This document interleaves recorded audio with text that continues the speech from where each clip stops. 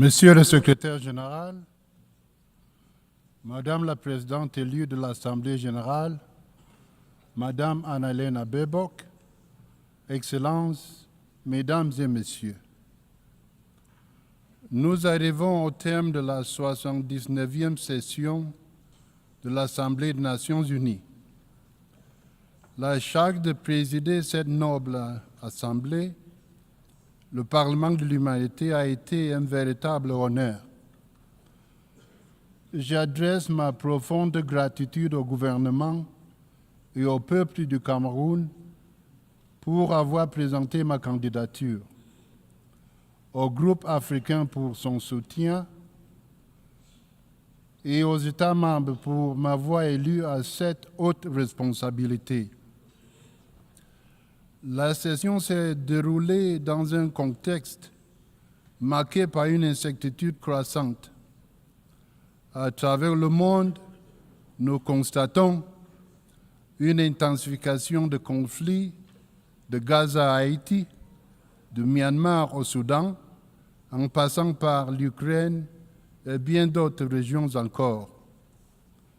Des inégalités et des injustices qui érodent la confiance que nous avons dans nos institutions. Une crise climatique dont les conséquences frappent le plus durement ceux qui en sont les moins responsables, et les objectifs de développement durable qui s'éloignent dangereusement de leur trajectoire. Pour relever ces défis mondiaux, l'Assemblée générale a confié à la 79e session de mandats importants. Cela a commencé avec l'adoption historique du pacte pour l'avenir en septembre dernier. Afin de faire avancer la mise en œuvre de ce pacte, j'ai convoqué une réunion avec le co-facilitateur de processus intergouvernementaux en insistant sur la nécessité d'intégrer les recommandations du pacte dans leurs travaux respectifs. Cette initiative a été suivie d'une réunion publique avec les organisations de la société civile, ainsi que de 3 dialogues informels visant à promouvoir la mise en œuvre du pacte au niveau national.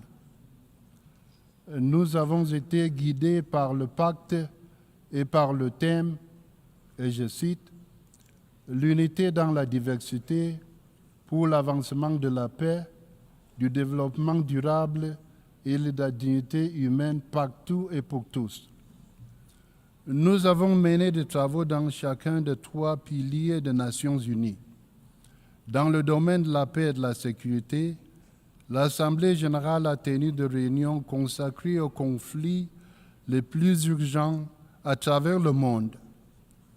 Cela a notamment inclus l'initiative dite du veto concernant la crise au Soudan, ainsi que la situation des droits humains en République populaire démocratique de Corée.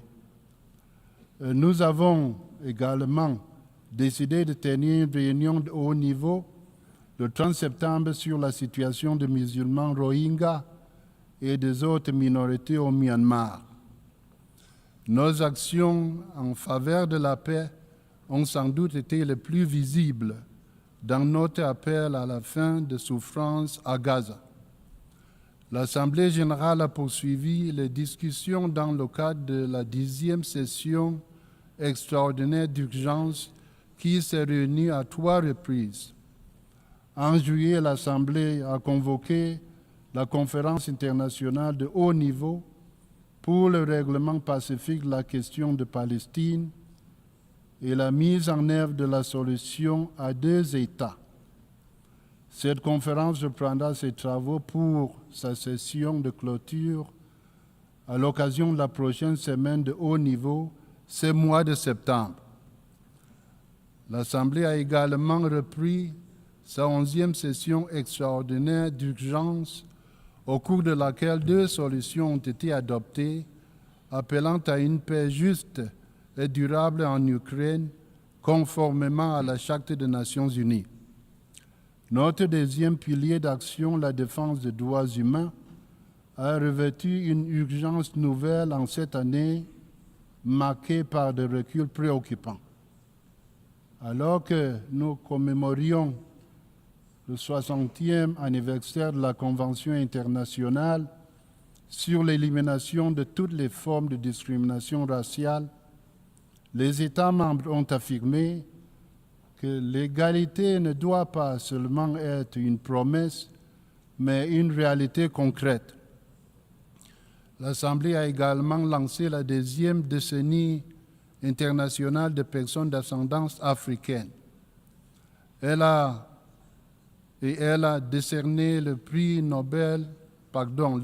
Nelson Mandela à deux lauréats dont les parcours incarnent l'héritage de justice, de compassion et de réconciliation laissé par Madiba. Ces initiatives ont rappelé avec force que la promotion et la protection des droits humains exigent une vigilance constante. C'est dans cet esprit que je me suis rendu à Genève pour m'adresser à la 58e session du Conseil des droits de l'homme en appelant à une action collective face aux violations. Excellences, abordant le troisième pilier de notre action, le développement durable, l'Assemblée a mis l'accent sur des outils essentiels pour accélérer la réalisation des objectifs de développement durable. La réussite de la 4e conférence sur le financement du développement a marqué un tournant majeur.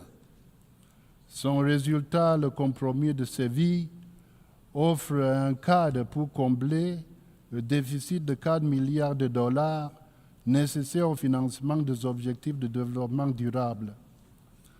Les appels au partenariat ont également retenti lors de la 3e conférence des Nations Unies sur les pays en développement sans littoral et la 3e conférence des Nations Unies sur l'océan. J'ai également eu l'honneur de représenter l'Assemblée lors de la lecture historique de l'avis consultatif de la Cour internationale de justice sur le changement climatique à La Haye. L'Assemblée a également œuvré à réduire les fractures numériques en favorisant un processus inclusif et transparent pour la mise en œuvre du pacte numérique mondial. Je salue la création d'un panel scientifique international indépendant sur l'intelligence artificielle ainsi que l'initiative du dialogue mondial sur la gouvernance de l'intelligence artificielle. Your Excellencies, ladies and gentlemen, in addition to galvanizing energies for the execution of mandates, I undertook signature events that reflected my priorities for the session. The first event was an informal, interactive dialogue organized with the International Committee of the Red Cross on preserving human dignity in armed conflict. For the second, I convened the Interparliamentary Union hearing on scaling up action on the Sustainable Development Goals. The third event, held in partnership with the Economic and Social Council, focused on small arms and light weapons control for preventing violence and advancing sustainable development. The fourth, convened jointly with the International Labour Organization, focused on the elimination of child labor in all its forms, including forced recruitment and use of children in armed conflict. For the fifth event, I convened the high-level thematic debate on the future of peacekeeping in Africa. And with focus on digitalization, I convened the multi-stakeholder dialogue on the new partnership with Africa as my final signature event. Throughout, I maintained a priority focus on gender equality and the empowerment of women and girls, rely on the good counsel of my advisory board on gender equality. Aligned with these commitments, I prioritized efforts to foster dialogue and build trust. I took a keen interest in the reform of the Security Council, building on calls within the Pact for the Future to encourage the full United Nations membership to put forward models for reform. In this regard, I met with all groups of intergovernmental negotiations process. During my visit to Addis Ababa, I met with the heads of state and government of the Committee of 10 of the African Union. I subsequently gathered the Committee of 10 ambassadors representing the African group in New York, and I was represented by my chef de cabinet at the Committee of 10 ambassadorial meeting in Sierra Leone and the ministerial meeting in Zambia. I strongly welcome recent developments such as the recent adoption of the African model, the presentation of a model for the Caribbean community, and Liechtenstein's revised model during this session. I hope to see Africa's model presented during the intergovernmental negotiations process in the 80th session. Similarly, I convened parliamentary dialogues, bringing fresh light to the issues of multilingualism, the role of the General Assembly in peace and security, the role of women in mediations and peace processes, and strengthening multilateralism. The last dialogue built on the momentum of several meetings I facilitated among the presidents of the General Assembly, the Economic and Social Council, and more recently, the Secretary General. To expand access to the global conversation, I made multilingualism an important part of my agenda. I am grateful to my office's Multilingualism Task Force, whose efforts enabled the translation of the Pact for the Future into 33 languages. Your Excellencies, the General Assembly meeting to commemorate the 80th anniversary of the signing of the United Nations Charter last June marked a moment of collective reaffirmation of the enduring spirit of San Francisco and of the timeless principles that give life to our organization. Member states made clear that in spite of rising global conflicts, the Charter and the United Nations itself represent a collective promise for a better future world. This is a promise we must fulfill. We have a moral obligation to do so. In March, the Secretary General launched his UN 80 initiative to make our organization more successful. I convened 3 briefings to hear updates from the Secretary General and his team, and I proposed to establish an informal ad hoc working group on the mandate implementation review issue. The General Assembly successfully established the working group in one of its final decisions of the session last week. Your Excellencies, ladies and gentlemen, none of this I did alone. We worked as a team. I express my profound gratitude to Secretary General Antonio Guterres and the entire United Nations system for their support and cooperation throughout this session.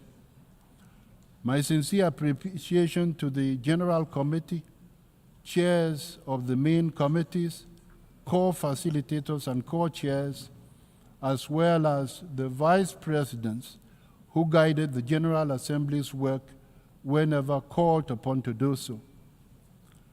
To my cabinet, including my chef de cabinet and deputy chef de cabinet, I offer my deepest gratitude.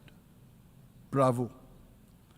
Your long hours and belief in our shared mission have powered this session forward. I express particular thanks to those member states that generously provided support and seconded their capable diplomats and staff to my office. Finally, I extend my warmest congratulations to the President-elect of the 80th session. Madam, may you take the General Assembly to new heights. You will be successful. The great statesman Kenneth Kaunda of Zambia once said, and I quote, "Ambition never comes to an end," end of quote. May our collective ambition endure. Our future needs that. Let us prove that multilateralism can deliver faster and smarter for everyone, everywhere. Thank you.